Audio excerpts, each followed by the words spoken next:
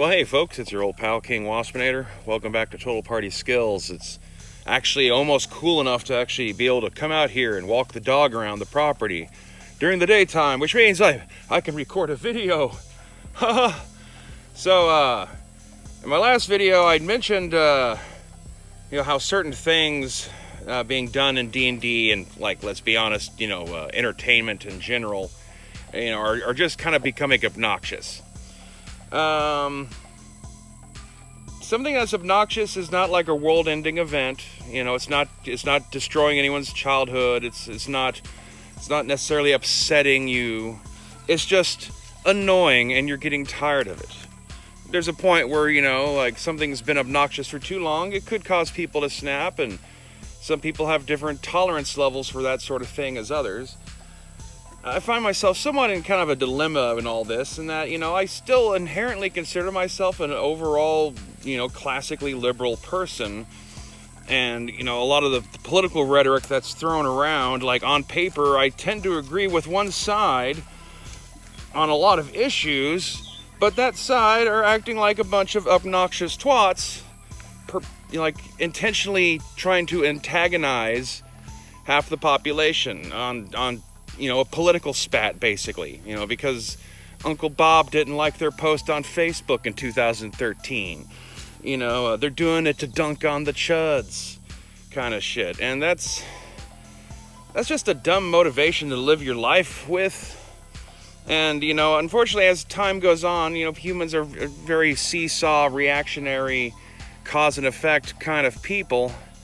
And so, there's the same thing that goes on the right that's doing the same thing to the left of, what's the name of that cartoon?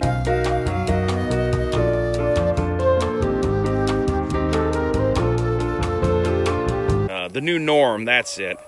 It's kind of like The New Norm, that cartoon on Twitter. It's not funny. And it's made with the exact same spirit of just trying to actively annoy people, which is part of why it's not funny. One of the particular things that's frustrating about the current landscape and the way people are using these properties to dunk on one another is, not just, how it breaks setting immersion and all that kind of stuff. It's almost like it's just a tad bit extra designed to be infuriating. Because the subjects that are being addressed with all these little changes they want to make and adjustments they want to make, and the DEI, the woke stuff, to use the modern parlance, the modern old repurposed parlance, your LGBT cinnamon roll bearing dwarves and your black woman elves and proud black woman elves. I'm sorry, I forgot to say that correctly. The Mexorcans. I keep seeing people do Mexicorks, and that doesn't make fucking any sense. It's Mexorcans. Come on. Jeez. Complaining that they see racial stereotypes in orcs of certain ethnic demographics that it's not even the accurate ethnic demographic that you could construe that D&D race is supposed to be, quote-unquote, representing. You're actually thinking of lizard people, not orcs. Jungle-dwelling swamp dwellers who are frequently, enslaved by neighboring races in the settings, at least in the classic settings before they did away with such concepts. Wouldn't want our thing that's supposed to be adventuring through old tropes of what humanity used to be to actually include anything that humanity used to be. We've always just been into going to Starbucks and having cupcakes. That's what Odysseus was doing, and Agamemnon, Gilgamesh, fought that monster so he can, get a recipe for a blueberry milkshake or something. It's obnoxious. It's obnoxious and frustrating because all these things are designed to make you look like an asshole for even bringing it up. Because in truth, I still, on principle, believe in things like, in theater, anybody can play anything. You got a black fella who wants to play an elf. If he pulls in a good performance, fuck it, let him do it. If you want to make a movie about, George Washington, but you want to cast Tilda Swinton, because Tilda Swinton's going to give you some sort of quirky, interesting performance, then fucking do it. It shouldn't matter. But everyone's literal. And there's been this tit for tat shit going on for so long that like yes, you know, in principle I feel that way, but in practicality, it's annoying. It's obnoxious. And, you know, for my own end, like, it's only at the obnoxious level where you can just kind of like, whatever. It's something to talk about on the YouTubes, obviously. But, you know, it's not ruining my life. It's not taking anything away from me, especially since I don't have that level of childhood attachment to D&D since I started off playing Palladium games and stuff, and White Wolf when I was a kid. And, you know, didn't really get into D&D until I was an adult, when it was the only game around. You know, if you have any understanding of how people used to describe things and each other and use certain words, and how language has drifted in meaning and intent in the centuries since these myths and legends were originally put down, saying stuff like, well, you know, the Norse did actually believe that there was like some underground dwelling dark elves, so it's okay, you know. It's like, no, that is not African. There's to me, there's something kind of like in itself kind of racist about taking something from mythology that's described as darker and just assuming that means African. Like, there's a whole spectrum out here, guys. It's kind of like the people out there who try to like make it out like the Black Irish were African when that was just Irish people with black hair. It's just back at the time that those sorts of terms were coined, they didn't have Africans living amongst them. And so the thing that would make someone be black to a bunch of gingers is their hair color.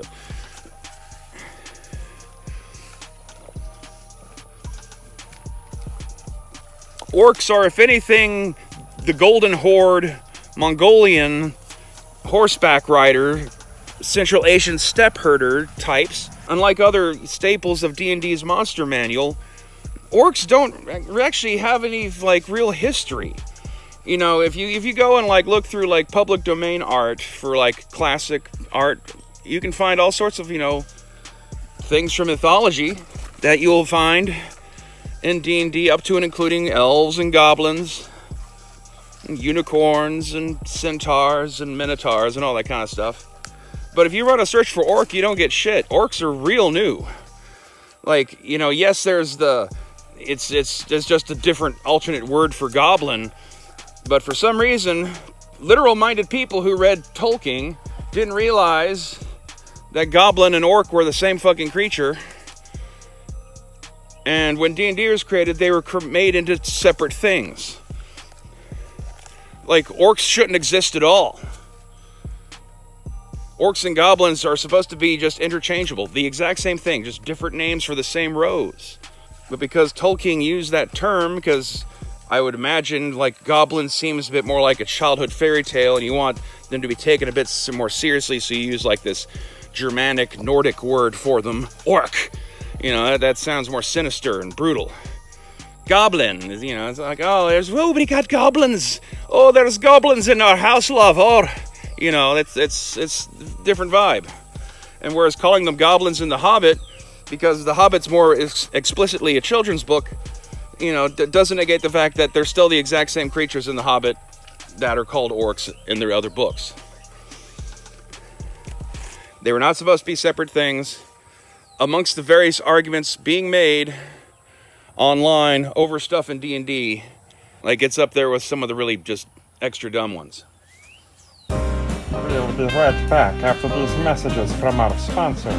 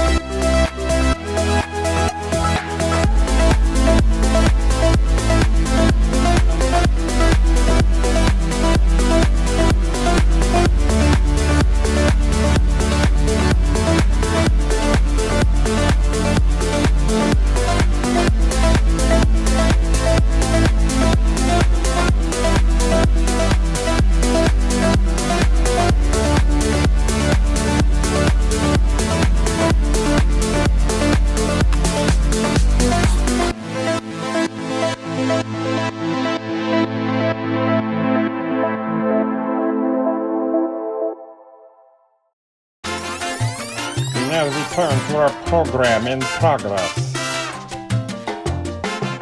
See, the problem is, though, is that I'm not necessarily addressing what's bothering me. I'm kind of just more commenting on what I'm noticing the crowd is up to and what the crowd is murmuring and saying.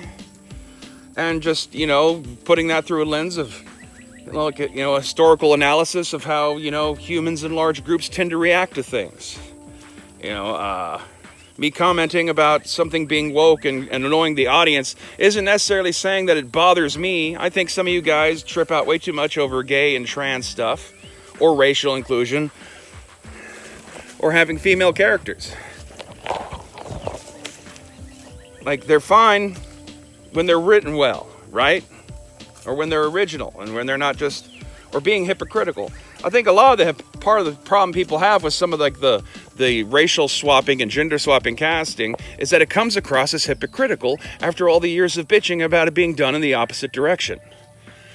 It makes it end up seeming like, oh, you just wanted revenge, you didn't want to be treated fairly. Whether or not people are conscious of this on the top of their head, they will still pick up on it subconsciously, and over time, it'll start to eat at the entire population.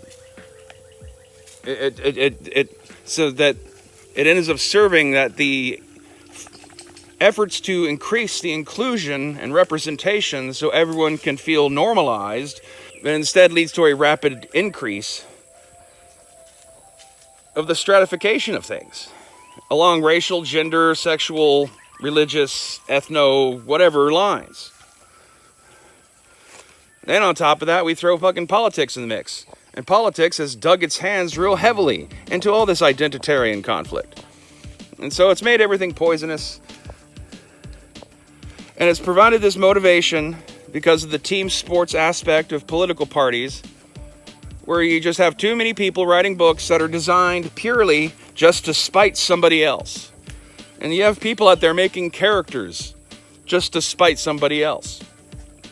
Or you're making casting decisions or designing, new cards for Magic the Gathering just to spite people.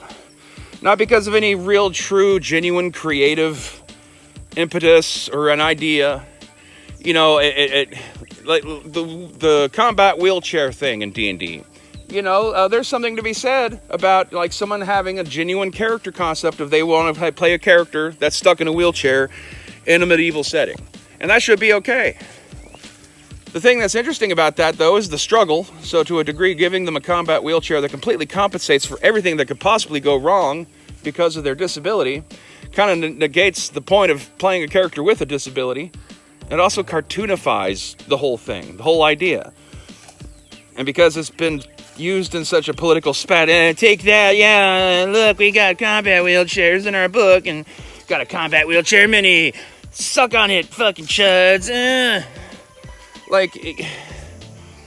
that detracts from somebody who actually wants to genuinely play that there's people out there who are playing it just to be spiteful.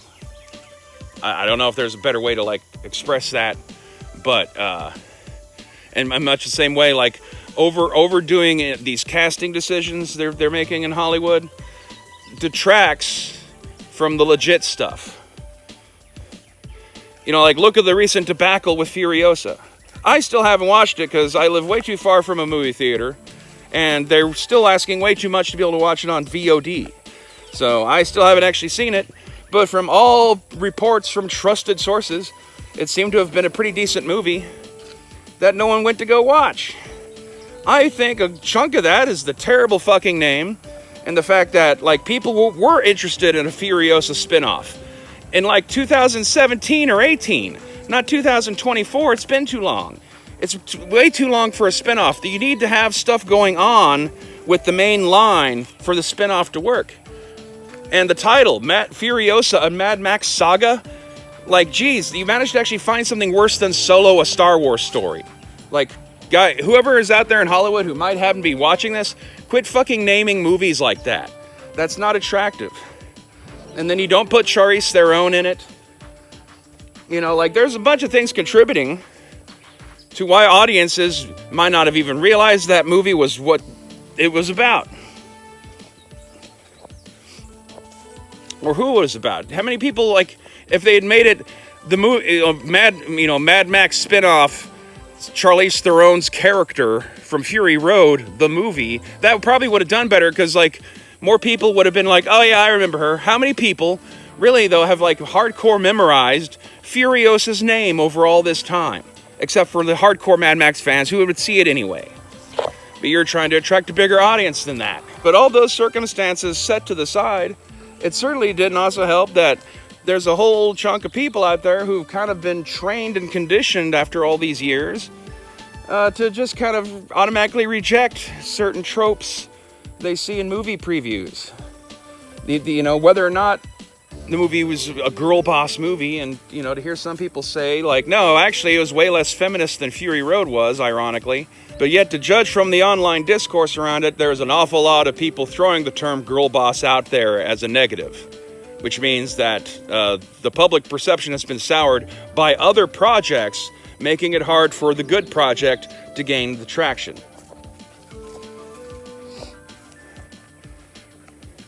You know, Idris Elba could have been a wonderful James Bond if they had got him when he was still a bit younger, but there's all the complications with, you know, what's his name? Daniel Craig, the last James Bond guy. You know, because of all the stuff with MGM being bankrupt and waiting for their stuff to be sold and not knowing who's going to be able to finance what, yada, yada, yada. But, you know, there was a point where Idris Elba could have been a good James Bond. He has an English accent, he looks good in a tuxedo, and women like him. Those are like the three primary requirements for a good James Bond. And he checks those boxes. But if they did that now, it'd be a fucking shit show. And like an extreme shit show. Like to a point where, like, you can't even defend this shit without people who should be on your side also getting fucking in a twist over things. I remember doing a video talking about the casting of Denzel Washington as Hannibal Barca. And being like, yeah, you know, that doesn't bother me. In real life, was Hannibal Barca that dark? Probably not. But we can't say for sure. And on top of that, Denzel Washington is a really good actor with specific traits of the kinds of acting he does, where you got the calm, quiet, subdued, extreme, intense anger under the surface, you know, and also be able to carry, like, intelligence. Like, he's got all the stuff that could make a really compelling Hannibal Barker. But, of course, people react to this and they're like, oh, but Hannibal Barca is really Phoenician, and so that means, like, he basically, it's like the Jesus thing. They're, like, arguing that he should look Jewish or something, I guess. And, like, to my surprise, though, then there's people popping up in the comments being like, why y'all crying about this? It's like, hey, no one's crying about this. They're roasting it. When you're making fun of something, you're not crying, unless it's crying with laughter. And also, like, could you, like, at least get through the video to get to the conclusion before you've decided that I'm just bitching about Denzel Washington playing Hannibal Barker in a video where I'm trying to defend the concept of Denzel Washington playing Hannibal Barker? You know, like, you know, everyone's, like, just so on the trigger to try to own the chuds or to score some sort of internet fucking victory point. Someone was wrong on the internet. Quick, get them. That, like, they don't get to the end. They stop listening as soon as they've heard certain keywords. I'm sure there's someone typing in the comments section right now about something that was triggered by them hearing me say a keyword or a key phrase earlier in this video. But they kind of just stopped listening. You know, the video might still be playing while they're typing, but because they're typing, they're not focused on everything. So, you know, how far down the line between their reaction to what the video ends on, you know, does it get? How much divergence does one end up seeing between reality and the reality that's shaped because of the pre-reaction running off and going viral before the post-reaction? We'll be right back after these messages from our sponsors.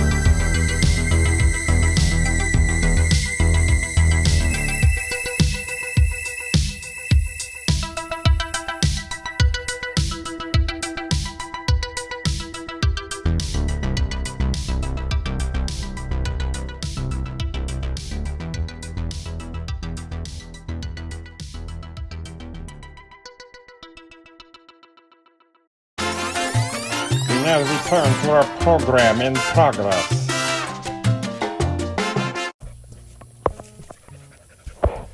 Well, I guess he's getting a little hot, so I should probably head back inside. It is Texas.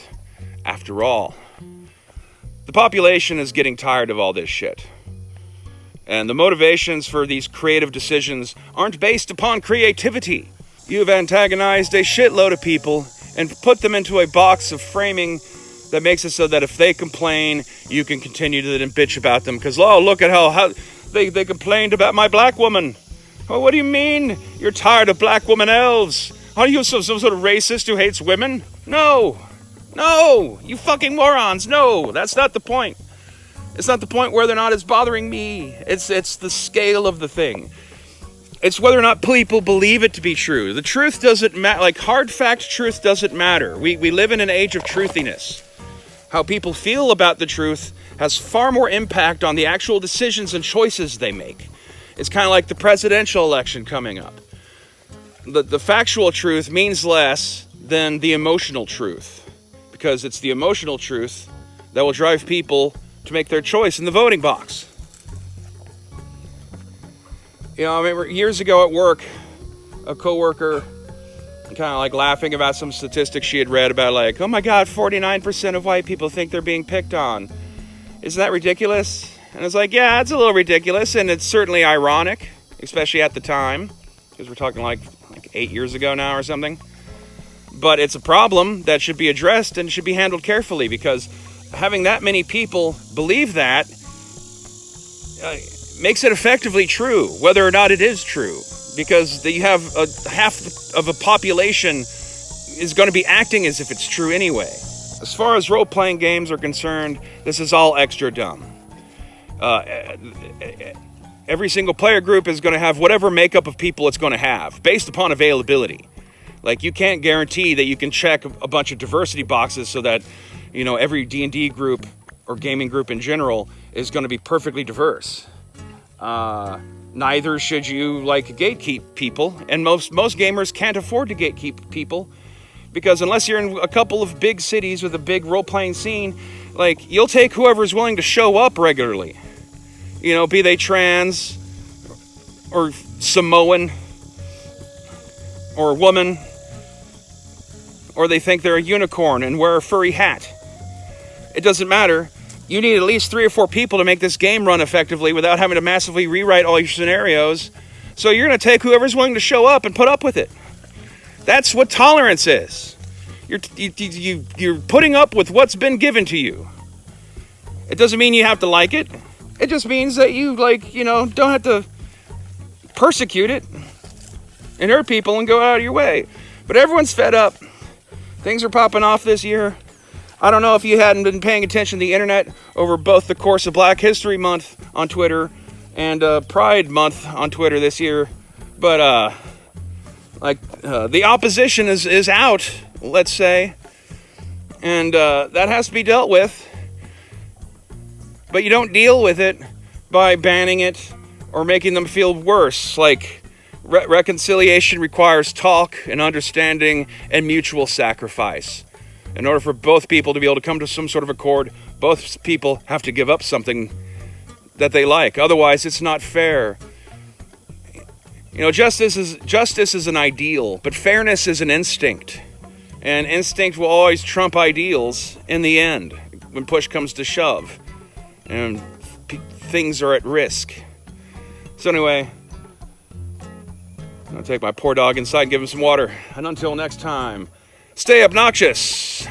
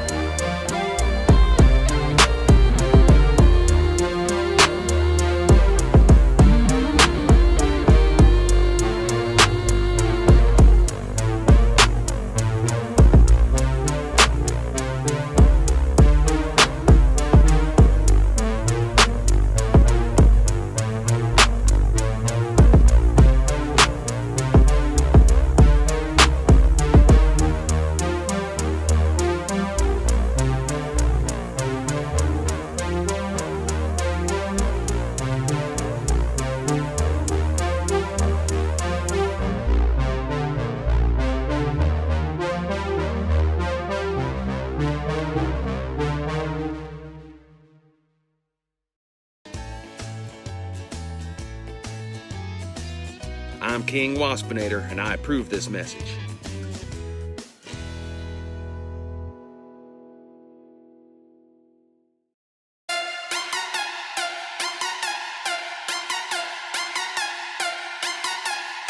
Lesbian college.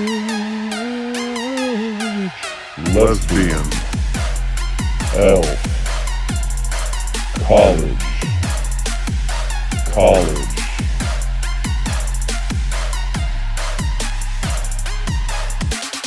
At university, lesbian elves learn how to have lesbian sex, to have lesbian sex, to have lesbian sex, to have lesbian sex.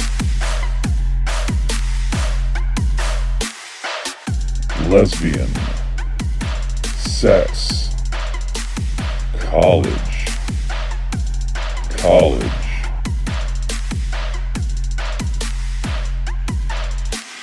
At night I dream I'm a lesbian flying free in the sky above the sea and the clouds, so fancy free.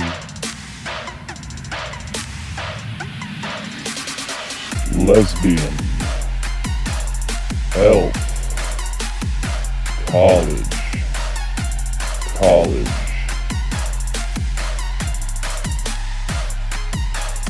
When I get home, what do I see? I see lesbian elves having a daisy chain with me.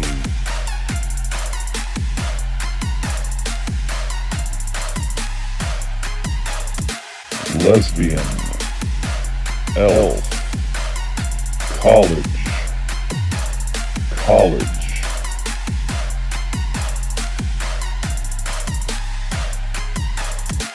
When I go to party at the sorority, I bring condoms for all the lesbian sex for you and me.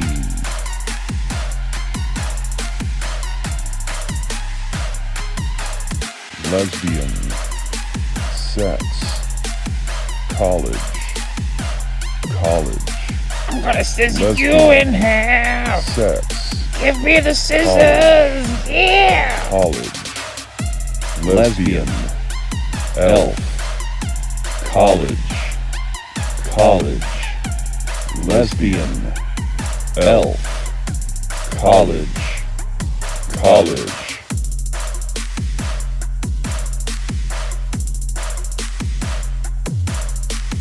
Lesbian elf college.